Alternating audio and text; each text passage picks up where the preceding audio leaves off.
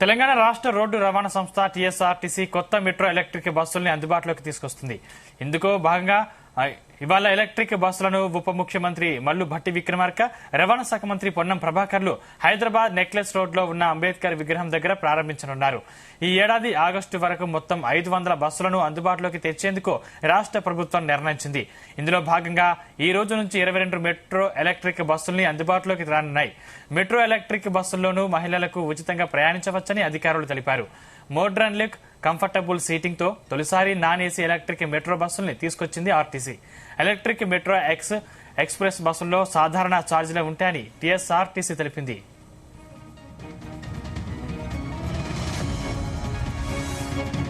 తెలంగాణలో మహిళలకు మహాలక్ష్మి పథకంలో భాగంగా ఫ్రీ బస్సు జర్నీ సౌకర్యం కల్పిస్తున్న సంగతి తెలిసిందే. ఈ పథకం అమల్లోకి వచ్చాక బస్సుల్లో రద్దీ విపరీతంగా పెరిగిపోయింది. నిత్యం లక్షల మంది మహిళా ప్రయాణికులు ఉచిత బస్సు సౌకర్యాన్ని ఉపయోగించుకుని తమ గమ్యస్థానాలకు చేరుకుంటున్నారు. ఈ పెరిగిన రద్దీకి అనుగుణంగా టీఎస్ఆర్టీసీ కొత్త బస్సులు ఏర్పాటు చర్యలు చేపడుతుంది. హైదరాబాద్ నగరంలోనే ఎక్కువ మంది ఫ్రీ బస్సు సౌకర్యాన్ని వినియోగించుకుంటుండగా నగర ప్రయాణికుల కష్టాలు కొంతమేర తీరనున్నాయి. ఎప్పటి నుంచో ఎదురు చూస్తున్న ఎలక్ట్రిక్ బస్సులు నేటి నుంచి అందుబాటులోకి రానున్నాయి. నగరంలోని అన్ని ప్రాంతాలకు ఈ కొత్త ఎలక్ట్రిక్ బస్సులు నడుస్తాయి. బస్సులను ఛార్జ్ చేసేందుకు బీహెచ్ఈఎల్, మియాపూర్, కంటోన్మెంట్, హెచ్సియు, రాణిగంజ్ డిపోల్లో 33 kV పవర్ లైన్లు తీసుకురానున్నారు.